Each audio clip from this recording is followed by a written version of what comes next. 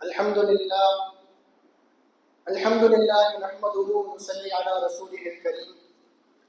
أما بعد فقد قال الله تعالى في القرآن العظيم: إن الله وملائكته يصلون على النبي يا أيها الذين آمنوا صلوا عليه وسلموا تسليما. اللهم صل على سيدنا محمد وعلى آل سيدنا محمد وبارك وسلم. اللهم صل على سيدنا محمد وعلى آل سيدنا محمد وبارك وسلم. اللهم صل على سيدنا محمد وعلى آل سيدنا محمد وبارك وسلم. وقال أيضا في آية أخرى: إنا أعطيناك الكوثر فصل لربك وانحر إن شانئك هو الأبتر. وقال رسول الله صلى الله عليه وسلم: من وجد ساعة فلم يضحي فلا يقربن مصلانا أو كما قال عليه الصلاة والتسليم. புகழும் புகழ்ச்சியும் ஏக வல்லவனான அல்லாஹ் ஒருவனுக்கே உரித்தாகட்டுமாக. அவனுடைய சலாத்தும் சலாமும் எம்பெருமானார் முத்து முஹம்மது ஸல்லல்லாஹு அலைஹி வஸல்லம் அவர்கள் மீதும், அவர்களை அப்படியே பின்பற்றி வாழ்ந்த உத்தம சத்திய சஹாபாக்கள், தாபிஈன்கள், தபஅ தாபிஈன்கள், நாதாக்கள், சுஹதாக்கள், சாலிஹீன்கள், மேலும் இந்த பரக்கத் பொருந்திய மாதத்திலே அல்லாஹ்வுடைய அருளை அள்ளி செல்ல இங்கு ஒன்று கூடி இருக்கும் நம் அனைவரும் மீதும் உண்டாகட்டுமாக. ஆமீன்.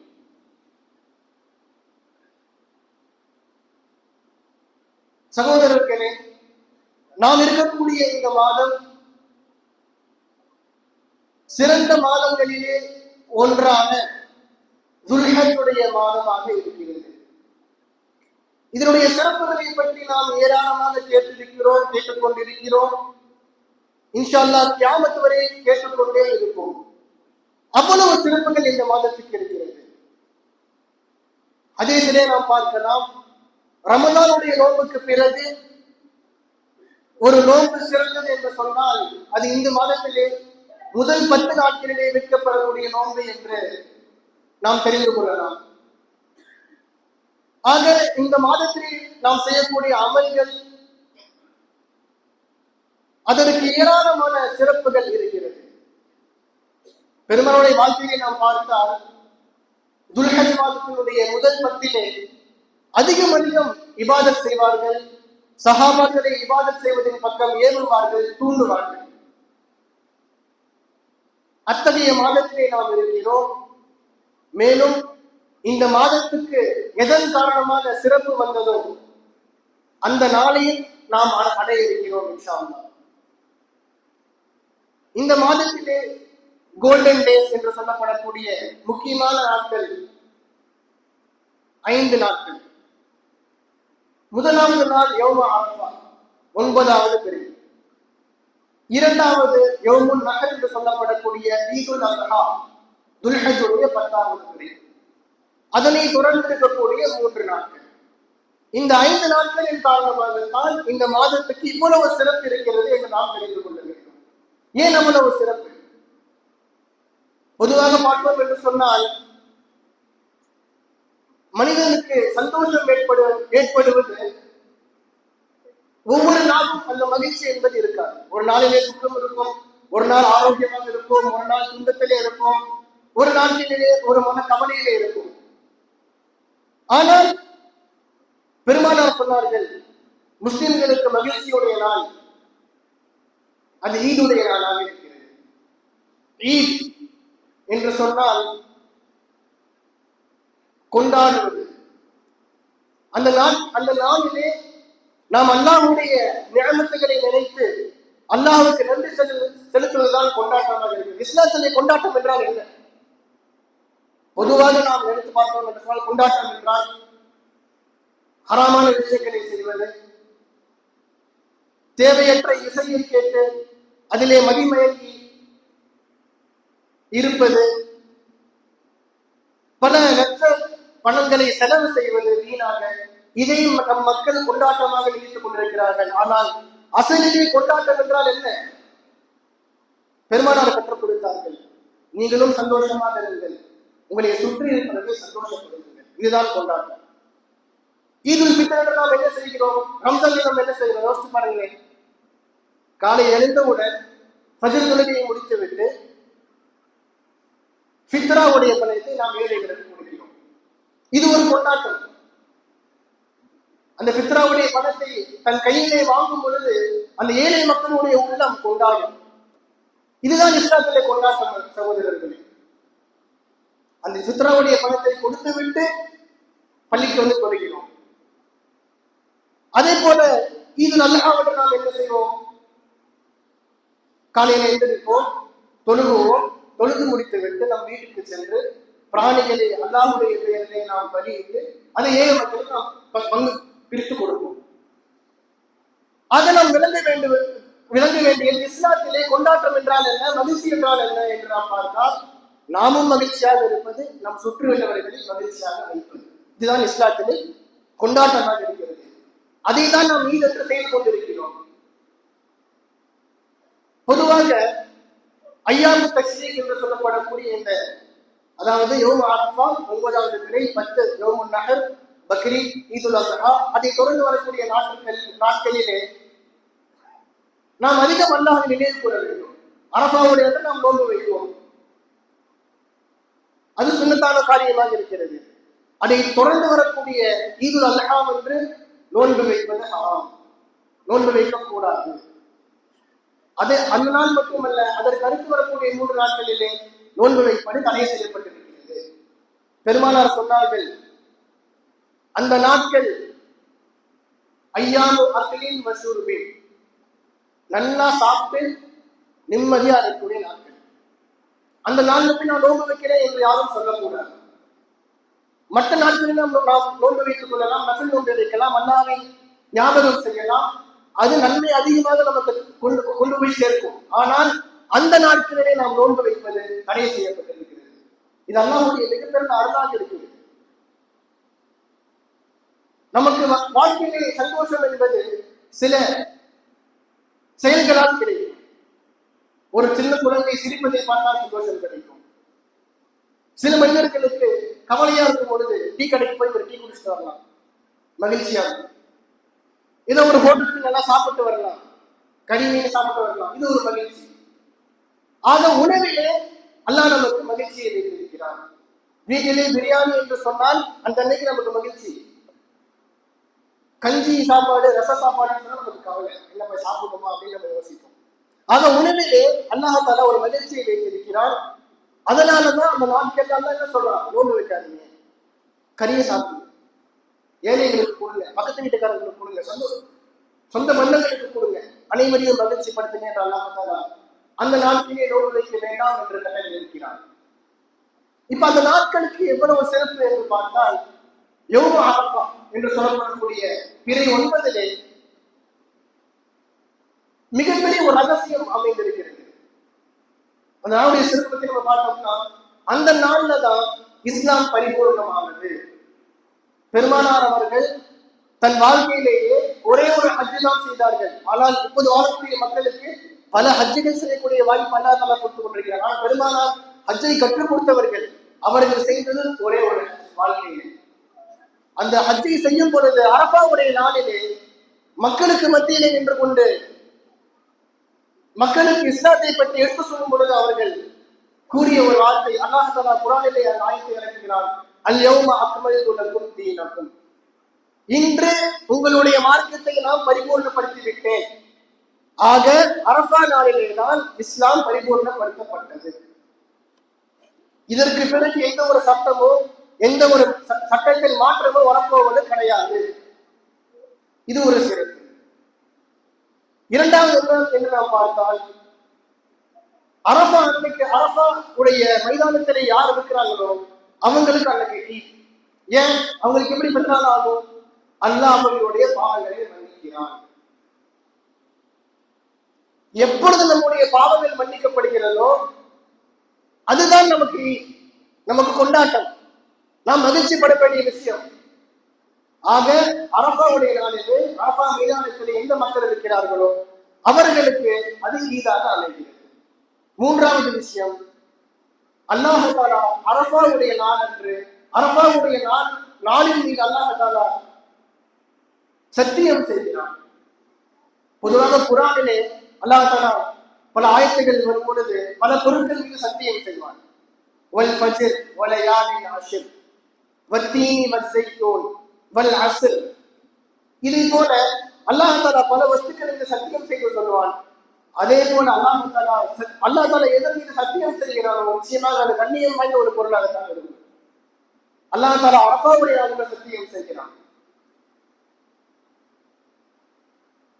அதே போல அரஃபாவுடைய நாள் என்று அரஃபாவில் இல்லாத மற்ற மக்கள், அதாவது ஹஜ் செய்யாமல் இருக்கக்கூடிய உலகத்தில் வாழக்கூடிய மற்ற மக்கள் அவங்க நோன்பு வச்சாங்கன்னு சொன்னாங்க. அவங்க அந்த நாள்ல இருந்து ஒரு வருஷம் முன்னாடி செஞ்ச பாவங்கள், இதுக்கு அடுத்து ஒரு வருஷம் கணக்கு 2 வருஷம் அவங்க செய்த பாவங்களை அல்லாஹ் தஆலா மன்னிக்கிறான். இது அடுத்த சிறப்பு அரஃபாவுடைய நாள். மூன்றாவது விஷயம், அடுத்த விஷயம், அல்லாஹ் தஆலா அந்த நாள் என்று தான் மனிதனிடத்திலே அல்லாஹ் தஆலா ஒரு சத்தியம் வாங்கணும். அல்லாஹ் அனைத்து ஆத்மாக்களையும் படைத்து விட்டான் ஆரம்பத்திலேயே. பிறகுதான் உடலை படைத்து உலகிற்கு அனுப்பினான். அனைத்து உயிர்களும் அல்லாஹ்விற்கு, நாம் அனைவரும் அல்லாஹ்விடத்திலே பேசியிருக்கிறோம். அல்லாஹ் தஆலா கேட்டான், அலஸ்து பி ரப்பிக்கும், நான் உங்க ரப் இல்லையா, நான் உங்களை படைக்கிறேன். அல்லாஹ் தஆலா நம்ம அனைவருக்கும் அல்லாஹ் தஆலா கேட்டான். நமக்கு அது ஞாபகம் இல்லை. இந்த அரஃபா அன்னைக்கு தான் அல்லாஹ் அதை கேட்டான் என்று இமாம்கள் கூறுகிறார்கள். அடுத்து அரஃபாவுடைய நாளில் தான் அதிகம் அல்லாஹ் தஆலா மக்களை மன்னிக்கிறான். ஹதீஸ்ல வருகிறது, அந்த அரஃபாவுடைய மாலை நேரத்திலே அரஃபா மைதானத்திலிருந்து ஆதிகள் எல்லாம் கிளம்பி முஸ்தலிஃபாவுக்கு சென்று கொண்டிருப்பார்கள் கூட்டம் கூட்டமாக. அந்த அரஃபா மைதானத்திலே அவங்க இருக்கும் பொழுது அந்த வெயிலுடைய அந்த தாக்கம் அவங்க ஏற்பட்டு தலையெல்லாம் பரட்டுகிறாய், வேறுடைய எல்லாம் உடம்பெல்லாம் அழுக்கா அவங்க இருக்கும் பொழுது அல்லாஹ் தஆலா மலக்குமார்களை பார்த்து சொல்லுவாங்க, மலக்குமார்களே பாருங்க, என்னுடைய அடியார்களை பாருங்க, எனக்காக வேண்டி, நான் கட்டளையிடுவதற்காக வேண்டி தன்னுடைய மான மரியாதையை விட்டுவிட்டு இந்த மைதானத்திலே வெயிலிலே பரட்டை தலையோடு தூசி படிந்த முகத்தோடு இருக்கிறார்கள், நான் அவர்களை மன்னித்து விட்டேன் என்று அல்லாஹ் தஆலா கூறுவான். வெயில் காலத்துல பொதுவா ஏசி இல்லாம நிறைய இடங்கள் இருக்க முடியாது. வீட்டுல ஏசி, கார்ல ஏசி, ஆபீஸ்ல ஏசி, எல்லா இடத்துலயும் ஏசி. ஆனா அங்க போயிட்டா ஏசி இல்லை, நேச்சுரல் ஏசி இருந்தா மட்டும்தான் உண்டு. ஆக அந்த வெயிலே கூட அல்லாஹ்வுக்காக வேண்டி, அல்லாஹ்வுடைய ரசூலுக்காக வேண்டி கஷ்டப்படுகிறார்கள் அல்லவா, அதை அல்லாஹ் தஆலா மலக்குமார் இடத்திலே பெருமையாக சொல்லி காண்பான், நான் உங்களை மன்னிச்சுட்டேன். இவ்வளவு சிறப்பு இருக்கிறது இந்த மாதத்திலே. ஹஜ்ஜுக்கு சென்றாலும் சிறப்பு, ஹஜ்ஜுக்கு செல்லாமல் இங்க இருப்பவர்களுக்கும் பல வாய்ப்பு. அரஃபாவுடைய நோன்பு வைங்க, நான் உங்களை மன்னிக்கிறேன். எவ்வளவு பெரிய வாய்ப்பு! நம்ம கேட்காம அல்லாஹ் நமக்கு போனஸ் கொடுத்துட்டே இருக்கான் வருஷம். அதை பயன்படுத்தி கொண்டவர்கள் பாக்கியசாலிகள். ஆனால் அதை அப்படியே விட்டு விடுவார்கள் அல்லாஹ்வுடைய கோபத்துக்கு உண்டானவர்கள் நாம் விலகிக் கொள்ள வேண்டும் சகோதரர்களே. இந்த மாதிரி பல விஷயங்கள் நாம் தெரிந்து கொண்டிருக்கிறோம். நம் வாழ்க்கையிலே வெற்றி எவ்வாறு கிடைக்கும்? ஒருத்தர் கேட்கிறாங்க, வாழ்க்கையில் நீங்க வெற்றியாக உங்களுக்கு எப்படி தெரியும்? அவர் சொல்றாரு, உலக மக்கள் அனைவரும் என்னை நல்லவன் என்று சொல்ல வேண்டும், அனைவரும் என்னை போற்ற வேண்டும், அப்பொழுதுதான் நான் வாழ்க்கையிலே வெற்றி பெற்று விட்டேன், நான் சிறந்தவன் என்று அவர் கூறுகிறார். ஆனால் அப்படி யாராலும் இருக்க முடியாது. அனைத்து மனிதர்களும் தவறு செய்யக்கூடியவர்கள். ஏதோ ஒரு நொடிப்பொழுதிலே ஏதோ ஒரு தவறை செய்து விடுவார்கள். அதன் காரணமாக சுட்டு உள்ளவர்கள் ஏதோ ஒரு காயம் ஏற்பட்டு விடலாம், சிரமம் ஏற்பட்டு விடலாம், அவருக்கு கஷ்டமாக இருக்கலாம், இவரை திட்டி விடலாம். இது சாத்தியமற்ற விஷயம். அப்ப எதுங்க வாழ்க்கையில வெற்றிக்கு காரணம்? அல்லாஹ்வுடைய பொருத்தம். நம் வாழ்க்கையில எதை செய்தாலும் சரி அல்லாஹ்வுடைய பொருத்தம் நமக்கு கிடைக்குமா அப்படிங்கிற யோசிச்சு நம்ம செய்யணும். ஹதீஸ்ல வருகிறது, ஒருவன் ஒரு ஏழைக்கு ஒரு சதகா செய்கிறான் என்று சொன்னால் அந்த ஏழையுடைய கையிலே அந்த சதகாவுடைய பொருள் செல்வதற்கு முன்னாலேயே அல்லாஹ்வுடைய பார்வையிலே அவனுக்கு நன்மை கிடைத்து விடுகிறது. அதே போல இந்த ஈத் அன்று யார் குர்பானி பிராணிகளை அல்லாஹ்வுடைய பெயரிலே அறிக்கிறார்களோ அந்த பிராணியுடைய இரத்தம் இந்த பூமியில் படுவதற்கு முன்னாலேயே அல்லாஹ் அவருடைய பாவங்களை மன்னித்து விடுகிறார். அல்லாஹ்விற்கு அது போய் சேர்ந்து விடுகிறது, நன்மை எடுத்து விடுகிறது. இது ஒரு பக்கம் இருக்கட்டும். மற்றொரு பக்கம் பார்த்தால், ஒருவருக்கு வசதி இருக்கிறது, ஆனால் அவர் குர்பானை கொடுக்கவில்லை என்று சொன்னால் அதை பற்றி பெருமானார் கூறும் பொழுது சொன்னார்கள், மன் வஜத சஹதன், யாருக்கு சக்தி இருந்தும் ஃபலம் யுதாஹி, உல்ஹியா குர்பானி கொடுக்கவில்லையோ ஃபலா யக்ரபன்ன முஸல்லானா, பள்ளிவாசலுக்கு வர வேண்டாம், தொழுகிறது, வீட்டிலே இருந்துங்க. இதை நாம் நல்லாக கவனிக்க வேண்டும். பல குழப்பங்கள் மனதிலே, யார் மீது குர்பானி கடமை, பல குழப்பங்கள். இமாம்கள் கூறுகிறார்கள், உங்கள்கிட்ட வசதி இருக்கா, இப்போ உங்களால முடியுமா, செஞ்சுட்டு போங்க, நல்லதா உங்களுக்கு கிடைக்கும், எந்த ஒரு பாதிப்பும் ஏற்படுத்துவது கிடையாது. ஆக இந்த குர்பானுடைய விஷயத்திலே எவ்வளவு முடியுதோ அவ்வளவு நாம் முயற்சி செய்து அல்லாஹ்வுடைய பெயரிலே ஒரு பிராணியை வாங்கி நாம் அறுத்தால் அதனுடைய பாக்கியம் எவ்வளவு என்று நாம் விளங்க வேண்டும். சகோதரர்களே,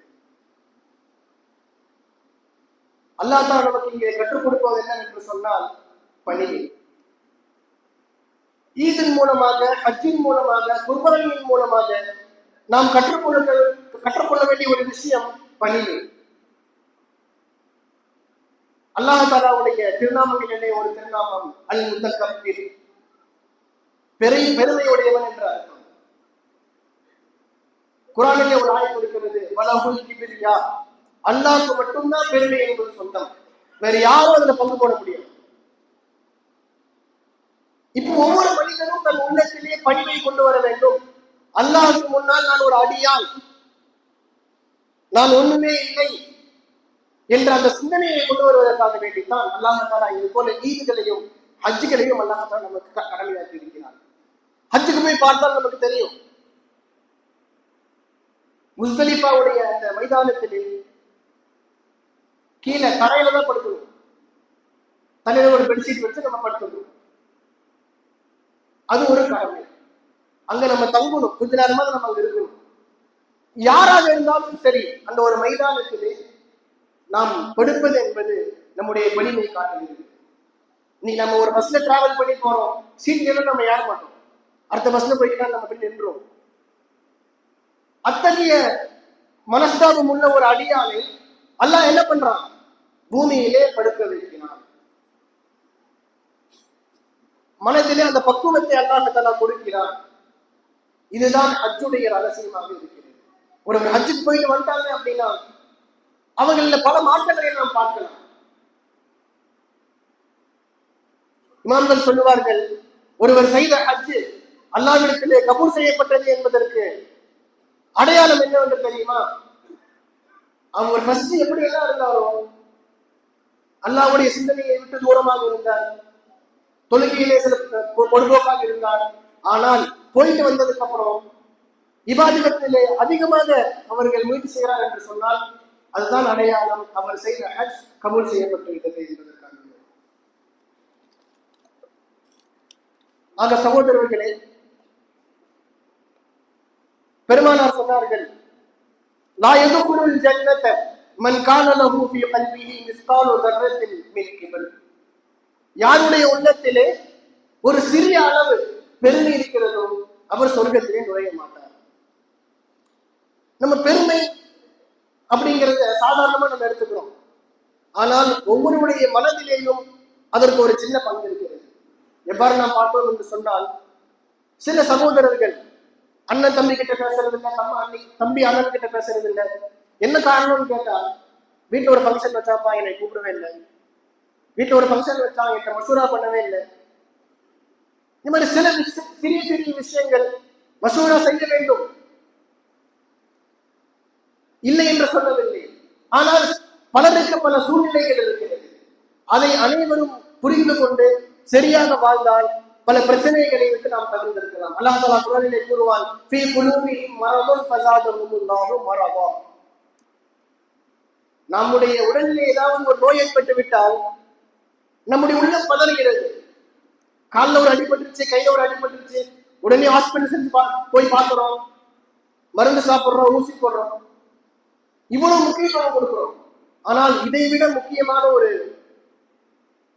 உடல் உறுப்பு இருக்கிறது சொன்னால் உள்ளம். அல்லாஹ் தஆலா சொன்னான், ஃபீ குலூபிஹிம் மரதுன். அவங்க உடம்புல எந்த ஒரு நோயும் கிடையாது, ஆரோக்கியமா இருக்காங்க. ஆனா உள்ளத்திலே நோய் இருக்கிறது. உள்ளத்தில் நோய் வந்துருச்சு என்று சொன்னால் அதை சரி செய்யாமல் நம்முடைய வாழ்க்கையை நிம்மதியாக ஆகும். எத்தனையோ மக்கள் நாம் பார்க்கலாம், வெளி தோற்றத்திலே மகிழ்ச்சியாக இருக்கிற மாதிரி தெரியும், அவங்க வீட்டுல போய் பார்த்தாதான் தெரியும் பல கஷ்டங்கள், பல சிரமங்கள், கவலைகள். இதற்கு காரணம் என்ன? உள்ளத்தை சுத்தமாக வைப்பதில்லை. உள்ள சுத்தம், பரிசுத்தமாக இருப்பது என்பது நம் வாழ்க்கையிலே முக்கியமான விஷயம். அது இந்த ஈதுலையும் முக்கியமான விஷயம். அல்லாஹ் தஆலா கூறினான், லை யனாலல்லாஹு லுஹூமுஹா வலா திமாஉஹா வலாக்கின் யனாலுஹு தக்வா மின்கும். நாம் அல்லாஹ்வுடைய பெயரிலே குர்பானி கொடுக்கிறோம், பிராணிகளை வாங்கி அறுக்கிறோம். ஆனால் அதனுடைய கரியின் மூலமாகவோ ரத்தத்தின் மூலமாகவோ அல்லாஹ்க்கு எந்த ஒரு பயனும் கிடையாது. அது அல்லாஹ்விடத்திலே போய் சேர்வது கிடையாது. ஆரம்ப காலத்துல இருந்தாங்க அரபு மக்கள்ல சிலர்கள், ஏதாவது ஒரு ஃபங்க்ஷன் அன்று ஒரு ஆடையோ அல்லது ஒரு பிராணியோ அறுத்து சிலைகள் முன்னாடி வைப்பாங்க. ஆனால் அவ்வாறு நமக்கு கட்டளையிடப்படவில்லை. அல்லாஹ்வுக்கு எந்த ஒரு தேவையும் இல்லை.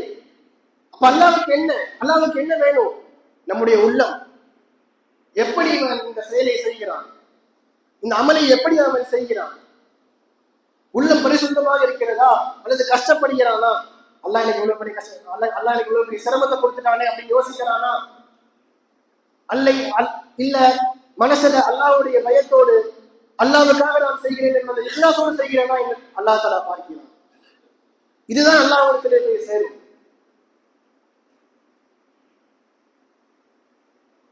ஒரு முறை அபூபக்கர் ரலியல்லாஹு அன்ஹு அவர்களுடைய செருப்பு அறுந்து விட்டது. அவங்கதான் இஸ்லாத்தினுடைய முதல் ஹலீஃபா. பெருமானாருக்கு அப்புறம் இஸ்லாத்தை ஆண்ட, இஸ்லாமிய ஆட்சியை கடைபிடித்த முதல் ஹலீஃபா அபூபக்கர் ரலியல்லாஹு அன்ஹு. அவங்க என்ன பண்றாங்க, தன்னுடைய வீட்டிலேயோ வெளியிடத்திலேயோ தன்னுடைய செருப்பை அவங்களே தச்சிட்டு இருக்காங்க. அப்ப சில சஹாபாக்கள் அவர்களை பார்க்கிறார்கள். என்ன ஹலீஃபா அவர்களே, நீங்க எவ்வளவு பெரிய அரசர், நீங்க எங்களை ஆட்சி செய்வீங்களே நீங்க தான், உங்களுடைய செருப்பை நீங்க தைக்கலாமா? ஏதோ ஒரு கடைக்காரன் போய் தைக்கலாமே கேட்ட பொழுது அவங்க சொன்னாங்க, நான் யாருப்பா, அல்லாஹ் முன்னாடி நான் யார்? ஒரு அடியான். உன்னை போல நானும் ஒரு அடியான். இவ்வாறு பணிவை தன் உள்ளத்திலே வைத்திருந்தார்கள். அல்லாஹ் அவர்களுடைய அந்தஸ்தை உயர்த்திட்டே போனான். நம்ம அவர் என்ன சொல்லி புகழ்றோம்? பெருமானாருக்கு அப்புறம், நபிமார்களுக்கு அப்புறம் உலகத்தில் சிறந்தவர் ஒருத்தர் என்று சொன்னால் அது அபூபக்கர் ரலியல்லாஹு அன்ஹு தான். ஒரு இமாம் சொல்கிறார்கள், பல நபர்கள் பாவம் செய்வார்கள், ஆனால் அவர்கள் கடைசியிலே போய் சேரக்கூடிய இடம் சொர்க்கமாக இருக்கும். இன்னும் பல நபர்கள் பாவமே செய்ய மாட்டாங்க, நன்மையை மட்டும்தான் செய்வாங்க. தொழுகையிலே கரெக்டாக அவர்கள் ஆஜராகி விடுவார்கள், நோன்பிலே கரெக்டா செய்வாங்க, மற்ற அமல்களை கரெக்டா செய்வாங்க. ஆனா அவங்க பார்த்தா நரகத்திலே இருப்பாங்க. அதற்கு காரணத்தை கூறும் பொழுது அவர்கள் கூறினார்கள், இந்த பாவம் செய்யக்கூடியவங்க இருக்காங்க பார்த்தீங்களா, எவ்வளவோ பாவம் செய்வாங்க ஒரு வாழ்க்கையில, அல்லாஹ்வை மறந்து பல அனாச்சாரங்களை செய்வார்கள். ஆனா கடைசியில அல்லாஹ் அவங்க மனத்திலே ஒரு பயத்தை போட்டு விடுவான். மரண தருவாய்க்கு முன்னாடி சில ஆண்டுகளிலே அல்லாஹ் அவங்களுடைய மனசை மாற்றிடுவான். நம்ம இவ்வளவு நாட்கள் வாழ்ந்து விட்டோமே, பல தவறுகள் செய்து விட்டோமே, அல்லாஹ்வுக்கு மாறு செய்து விட்டோமே, நம்ம எத்தனை நாள் வாழ போறோம்னு தெரியலையே, எப்பொழுது நமக்கு மவுத் வரும் என்று தெரியவில்லையே, அல்லாஹ் என்னை மன்னிப்பானா என்ற அந்த எண்ணம் மனதில் வந்துவிட்டால் அல்லாஹ் அவரை மன்னித்து சொல்லித்தலை கொண்டு போய் சேர்த்து விடுவான். ஆனால் நன்மையே செய்து கொண்டிருக்கவர், அவர் உள்ளத்திலே ஒரு தைரியம், நான் கரெக்டா சொல்லுகிறேன்ப்பா, எல்லா வரையும் நான் கரெக்டா செஞ்சிடறேன்ப்பா, ஒரு தைரியம், ஒரு பெருமை. இதன் காரணமாக அல்லாஹ் தஆலா அவரை நரகத்தில் போடுவதற்கு வாய்ப்பு இருக்கிறது என்று இமாம் அவர்கள் கூறுகிறார்கள். ஆக நாம் செய்யக்கூடிய அமல், அதில் நாம் ஆதரவு வைக்க கூடாது. அமல்கள் நாம் செய்ய வேண்டும், பல அமல்கள் செய்ய வேண்டும், அல்லாஹ்வுக்காக இபாதத்துகள் செய்ய வேண்டும். ஆனால் அதன் மூலமாகத்தான் அல்லாஹ்வுடைய பொருத்தம் கிடைக்கும் 100% நம்ம சொல்ல முடியாது. இமாம்கள் கூறுவார்கள், அல்லாஹ்வுடைய பொருத்தத்தை விட அடியார்களுடைய பொருத்தம் நமக்கு சொர்க்கத்தை விரைவாக அமைத்து கொடுக்குமா. நம்ம 2 ரக்காத் தொழுகிறோம், அதற்கு பதிலாக நஃபில் தொழுகை 2 ரக்காத் தொழுகிறோம், அதற்கு பகரமாக நம்முடைய குடும்பத்திற்காக வேண்டி உழைத்து அவர்களை சந்தோஷப்படுத்தினால் அது இதை விட பெரிது என்று கூறுகிறார்கள். ஆக அல்லாஹ்வுடைய பொருத்தம் என்பது நாம் அல்லாஹ்வுக்கு இபாதத் செய்து அல்லாஹ்வுடைய கட்டளைகளை பின்பற்றி பெற்றுவிடலாம், அது கொஞ்சம் ஈஸி. ஆனா அடியார்களுடைய பொருத்தம் என்று சொல்லப்படக்கூடியது சில சமயங்களிலே ஈஸியாக கிடைக்கும், சில சமயங்களில் நம்ம கொஞ்சம் முயற்சி செய்யும். ஏன் சொல்ல வரோம் என்று சொன்னால், அடியார்களுக்கு நாம் செய்ய வேண்டிய கடமைகளை செய்யும் பொழுது நம்முடைய உள்ளத்திலே ஒரு விதமான ஒரு சிந்தனை வந்து விடுகிறது, இதனால் எனக்கு என்ன பயன் கிடைக்கும் போது. அந்த சிந்தனை தான் நம்மை பின்வாங்க வைக்கிறது. ஆனால் நாம் விளங்கிக் கொள்ள வேண்டும், எவ்வளவுக்கு எவ்வளவு அடியார்கள் நம்ம மீது அன்பாக பாசமாக பொருத்தமாக இருக்கிறார்களோ அவ்வளவுக்கு அவ்வளவு அல்லாஹ் நம்மை புரிந்து கொள்வார் என்று நாம் விளங்கிக் கொள்ள வேண்டும். பெருமானார் சொன்னார்கள், ஒரு மனிதன் இறந்து விட்டால் இந்த மனிதரை பற்றி நம்ம கேட்கிறோம், ஒரு ஆள் 10 பேர்கிட்ட கேட்கறோம்னு வச்சுக்கோங்க, இவர் எப்படிப்பட்டவர். அப்ப 40 பேருக்கு மேல இவர் நல்லவர்னு சொல்லிட்டாங்கன்னா அவருக்கு சொர்க்கம் கிடைக்கும். அல்லாஹ் தஆலா அவரை நல்லவனாக புரிந்து கொள்வான். நாம் விளங்க வேண்டியது என்ன விஷயம், பொதுமக்கள் மத்தியிலே நாம் அன்பாக பாசமாக அழகாக நடந்து கொள்ள வேண்டும். நாம் சரியாக தொழுது விட்டு இருந்தால் மட்டும் வாழ்க்கையில் வெற்றி பெற்று விட முடியாது. மக்களிடத்திலே துஆவை பெற வேண்டும், அன்பை பெற வேண்டும், நம் இல்லாததை அவர்கள் கவலையாக நினைக்க வேண்டும். இப்படி ஒருத்தர் வாழ்ந்துட்டு போயிட்டாரு அப்படிங்கிற கவலை நம்மை சுற்றி வாழ்ந்த மக்களுடைய உள்ளத்திலே இருக்க வேண்டும். அதுதான் வாழ்க்கையிலே வெற்றி என்று நாம் அறிந்து கொள்ள வேண்டும். இப்ராஹிம் அலைஹிஸ்ஸலாம் அவர்கள் தன்னுடைய மகன் இஸ்மாயில் அலைஹிஸ்ஸலாம் அவர்களை அல்லாஹ்வுடைய கட்டளையின் பிரகாரம் பலியிடுவதற்காக வேண்டி அழைத்துக் கொண்டு சென்று கொண்டிருக்கிறார்கள். அனைவருக்கும் தெரிந்த விஷயம். அப்ப அவங்க மனசுல ஒரு சிந்தனை, அல்லாஹ் நமக்கு கட்டளை இட்டுட்டான், கனவு மூலியமா நம்மளை கட்டளை இட்டுட்டான், மகனை பலி கொடுத்து விடு என்று. நம்ம மகன்கிட்ட கேட்டு பார்க்கலாமே. அவங்க கேட்கிறாங்க, மகனே, நான் கனவுல உன்னை அறுக்கிற மாதிரி நான் பார்த்தேன், அதை பத்தி நீ என்ன நினைக்கிற, உன்னுடைய கருத்தை சொல்லு என்று தன் மகனான இஸ்மாயில் அலைஹிஸ்ஸலாம் கேட்கிறாங்க இப்ராஹிம் அலைஹிஸ்ஸலாம். இப்ராஹிம் அலைஹிஸ்ஸலாம் அவர்கள் சொன்னார்கள், கனவை நீங்க பார்த்துட்டீங்களா, அல்லாஹ் கட்டளை இட்டு விட்டானா, செய்து விடுங்க, அது உங்கள் கடமை, நான் அதை ஏற்றுக்கொள்கிறேன், நான் நிச்சயமாக பொறுமையாக இருப்பேன் என்று இஸ்மாயில் அலைஹிஸ்ஸலாம் அவர்கள் கூறினார்கள்.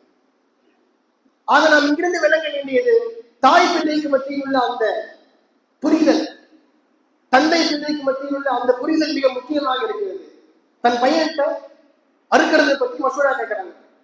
என்னப்பா அல்லாஹ் உன்னை அறுக்க சொல்றாங்க, உன்னை அறுத்துட்டா யாரும் நம்மள்ட்ட கேட்டா நமக்கு எவ்வளவு கோவம் வரும். ஆனா இஸ்மாயில் அலைஹிஸ்ஸலாம் அவங்க சொன்னாங்க, அல்லாஹ்வுடைய கட்டளையை நீங்கள் செய்து விடுங்கள் என்று சொன்னார்கள். ஆக சகோதரர்களே, நாம் விலகிக் கொள்ள வேண்டும். வாழ்க்கையிலே நாம் எவ்வளவு பணிந்து அன்பாக இருக்கிறோமோ அவ்வளவுக்கு அவ்வளவு அல்லாஹ்வுடைய பொருத்தத்தையும் அல்லாஹ்வுடைய அன்பையும் நாம் பெற்றுக்கொள்ள முடியும் என்பதை நாம் விளங்கிக் கொள்ள வேண்டும். எனவே இந்த பரக்கத்துக்குரிய இந்த நாட்களிலே பல அமல்களை செய்து அல்லாஹ்வுடைய பொருத்தத்தை பெறுவதோடு நாம் நம்மை சுற்றி இருப்பவர்களை மகிழ்ச்சிப்படுத்தி அவர்களுடைய பொருத்தத்தை பெற்று மேலும் மேலும் நம்முடைய அந்தஸ்தை உயர்வதற்கு அல்லாஹ் தஆலா தௌஃபீக் செய்வானாக. அஸ்ஸலாமு அலைக்கும் வரஹ்மத்துல்லாஹி